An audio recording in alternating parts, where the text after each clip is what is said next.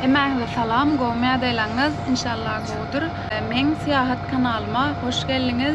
Men bu vaqt Tayland'da birinci günüm Hat-Yai şehrinden Phuket şehrine gidip baryan. Phuket, Tayland'ın gün ortasında yerleşer ve meşhur Phi adasına yakın.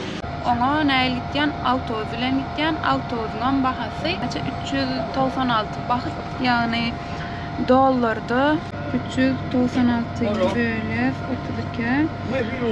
32 12 dolar zat 12 dolara Hat-Yai şehrinden Phuket şehrine gidip baryan.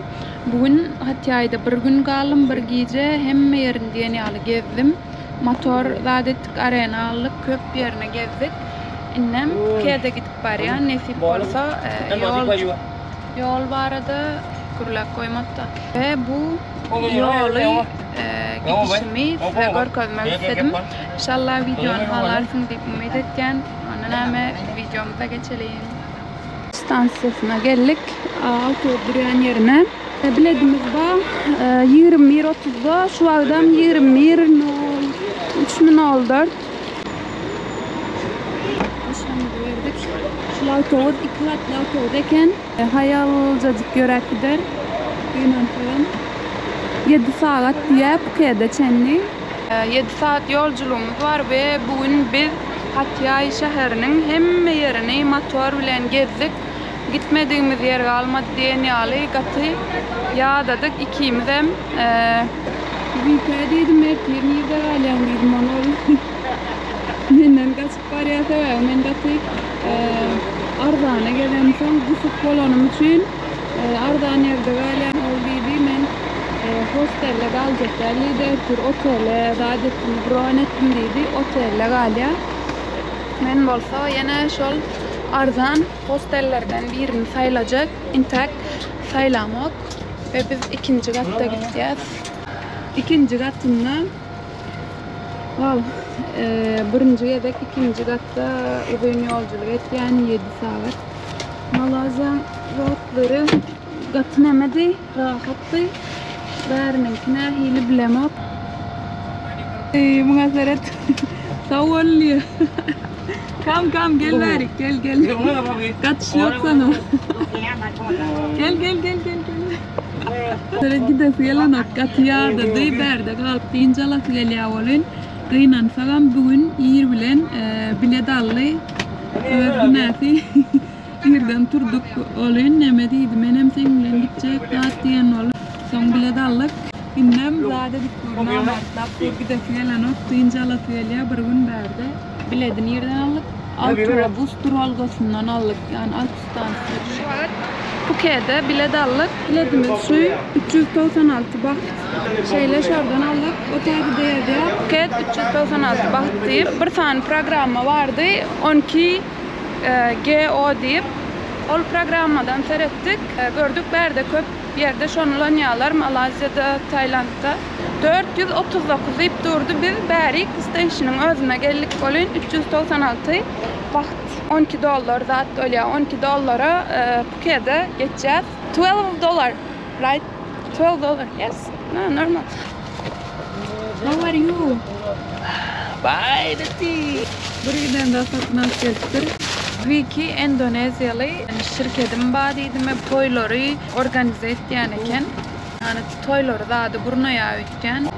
Onun bilen bile Phuket'e doğru gidip barıyaz. Ertir olsa yollarımız hep ayrılıyor. Ol otelle galya, men olsa ardanrak bir hostel gözlecek özme. Bye Hat-Yai. Görüşeceğiz, sağ ol. Sakbol. Phuket'e geldik.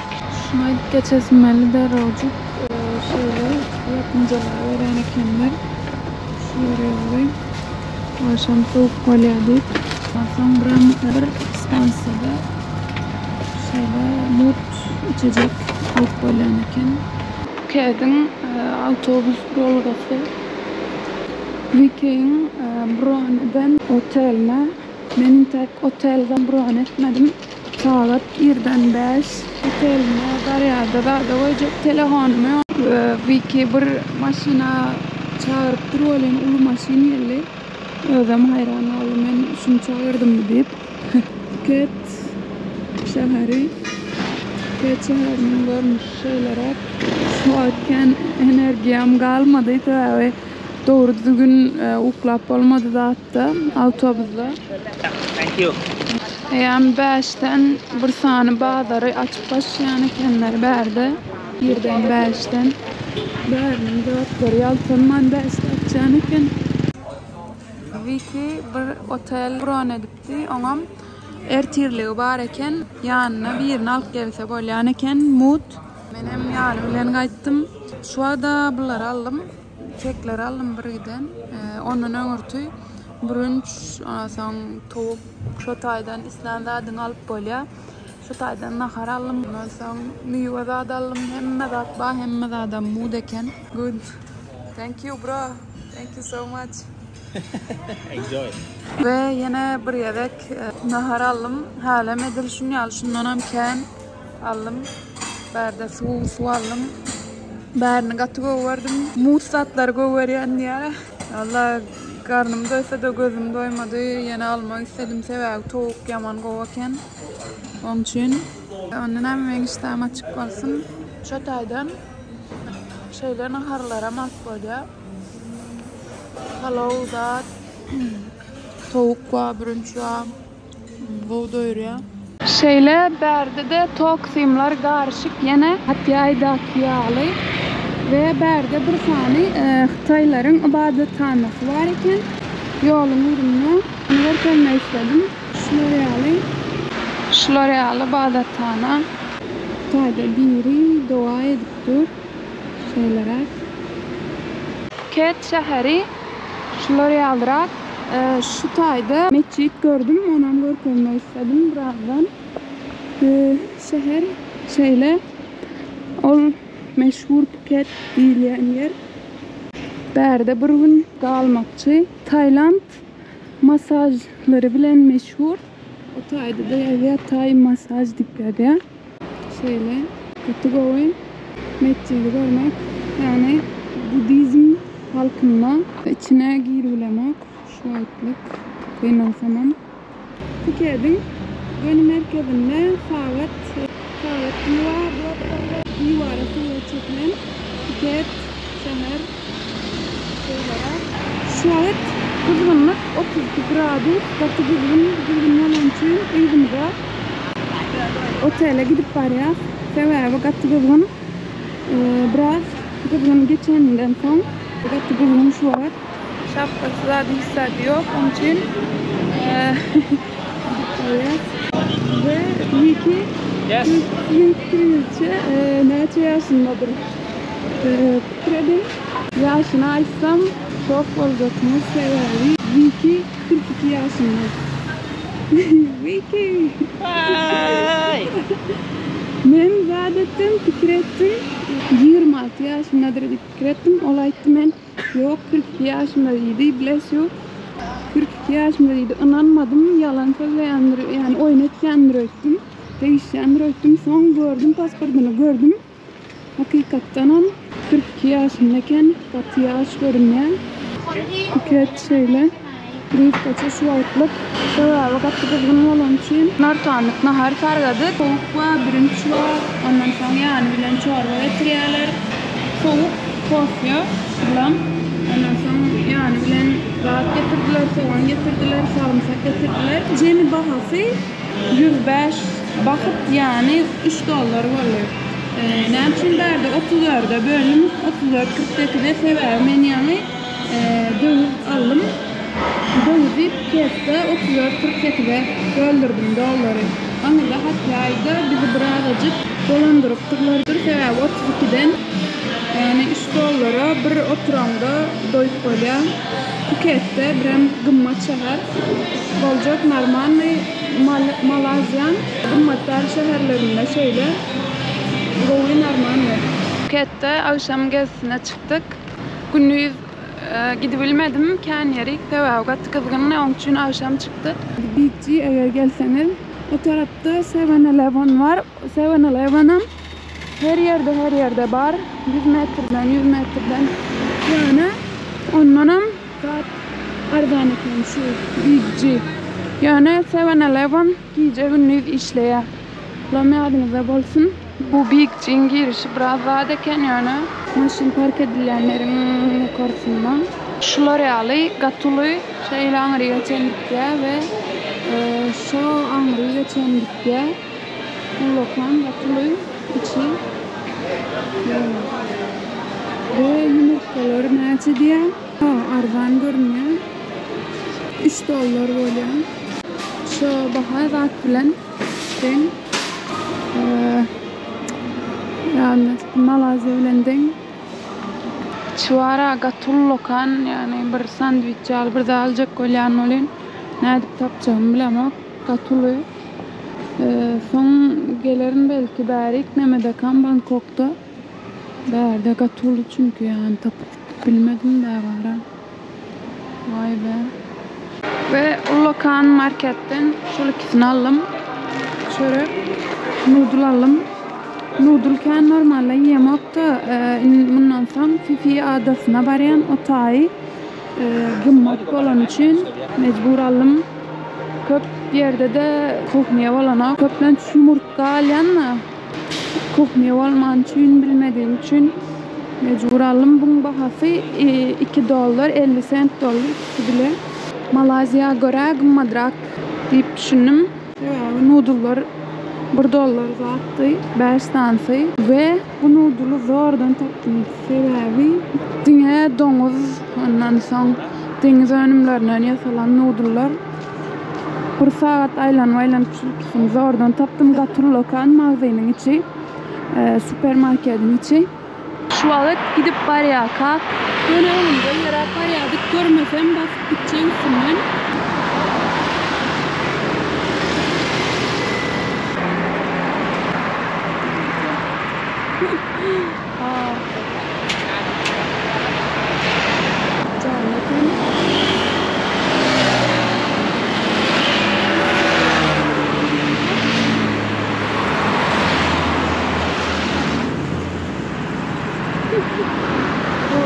Yolun orta arasında yılan var. Bilmedim. Yarım saatlik yolu. Bazara, bir tane bazar var iken akşam bazarı. Yarım saatlik yolu yürümeliydim. Yürek gidenliydim. Yürek var ya. Ondan buldum zadımı dalı. Biraz bir korkunçrak yönü. Dangerous, right? Someone know? Just vay be, yankı yılanı göründükten sonra bir yıl korkup başladım yürümene. Kaybısıyım taksi çağırar. Ben şu oraya alıp geldim. Diyeceği nereden korkup bilmedim. Yol korktuğumlar bir yıl korkup kinosundaki halı, korkunç kinolardaki halı. Yine seyredeyim de servet buyur bulaşık.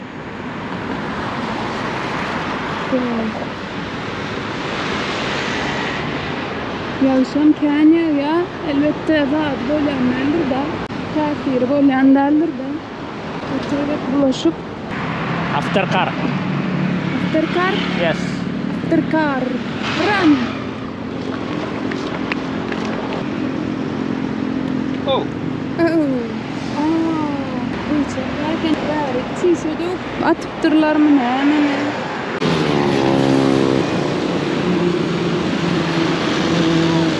Şu an yine ikimiz yörep var ya. Başka yöreyen adam yok. Staylardan bir dakika çıkacak yal otur. Korkunç. Oh.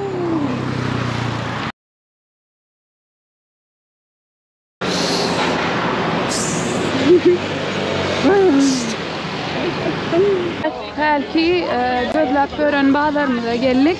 Javillion Market adı. Akşam bazarı saat gece 11'de yapılan iken neler var görelim.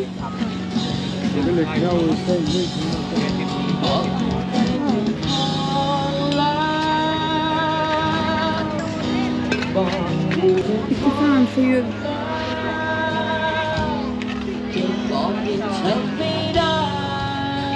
$3'dan kolye bilezikler ikisi cilba. Onu üstüne näşe bolsa alardım birini. Lobsterlar. Şöyle. Ha, berde yine mağazadaki al. Elvanlarını şöyle. Şöyle pişirip veriyorlar. Bu haftalı nemeler var görelim. Vừa là bác vô đây là cốt mạc này bạn ăn lên nói gì bên đi à Balaklarım berde meşhur. Işık saat satılyan eken köp berde.咱就出去拍照片儿。 Kaçını? 来在家附近 100 lira.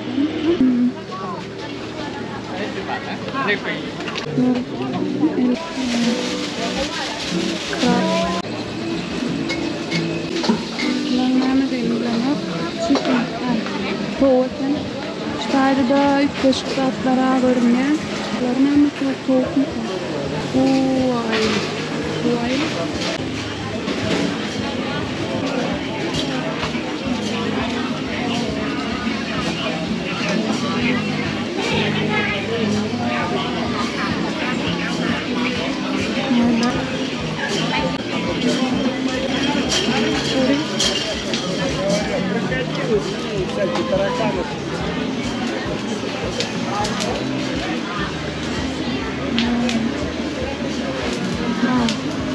Ada marikin.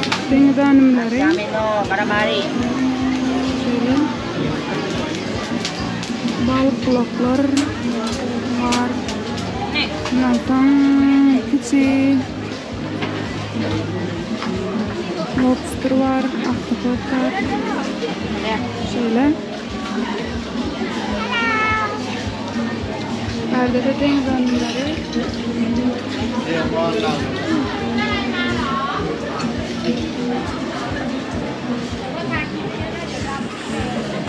Yaman havadan etkiler yaptılar. Sonra kötü şurası meyil şöyle.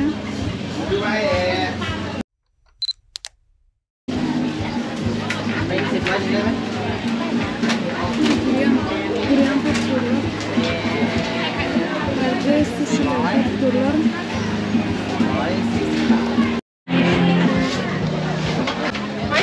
Perde deniz önümleri.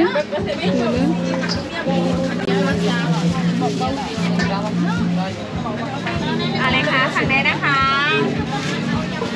Şöyle verelim yere serptirler, rahat tutarlar yerde.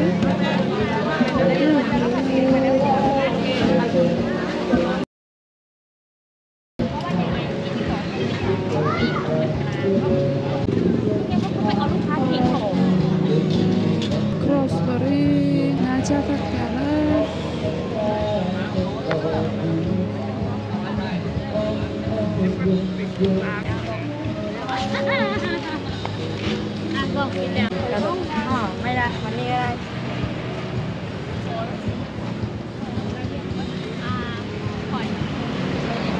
Lezzetler. Şularım 150 daha da var eken materyali kovamen diye. Bari şu köpsü eşiyken şortiklam 100 daha da var eken 100 bakta daha da crosslar var. Mayıs şular kovamen diye olun. Kızgın olay mesela.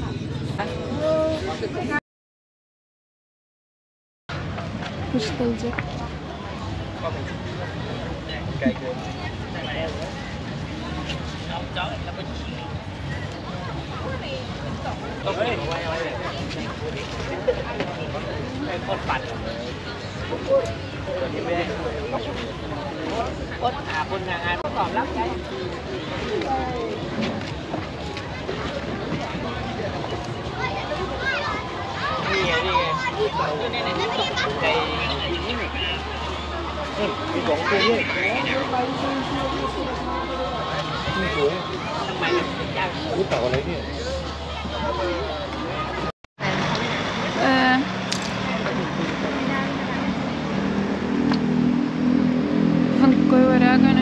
Bu bazarda 3 kaşıkken zat yokken eyne şık zat var eken has köpek.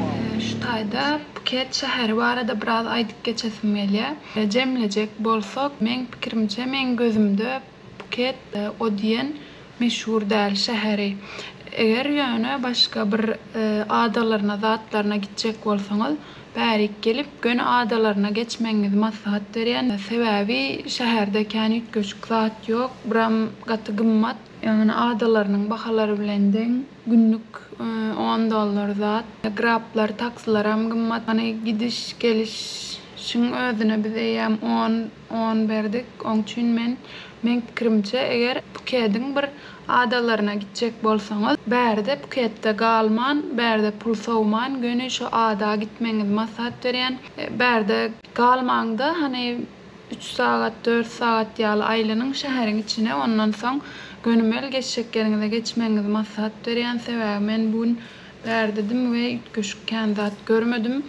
Yarım saat ýörep zada gittik, bazaryna gittik. Onunla da ýolda da ýöreýän hiçim ýok diňe. İki kişi bolup ýöredik. Yani ýollaram biraz o diýen yani ynamly gelmedi, howpsuz gelmedi. Sebäbi bir hili korkunç ýaly ýörep barýakan. Fifi adasyna gitjekdim, oňa geçmedigime biraz pişman oldum. Sebäbi bärde galjak pulumy ol ýol kireýe beren bolsam az gowalardy diýip düşündüm.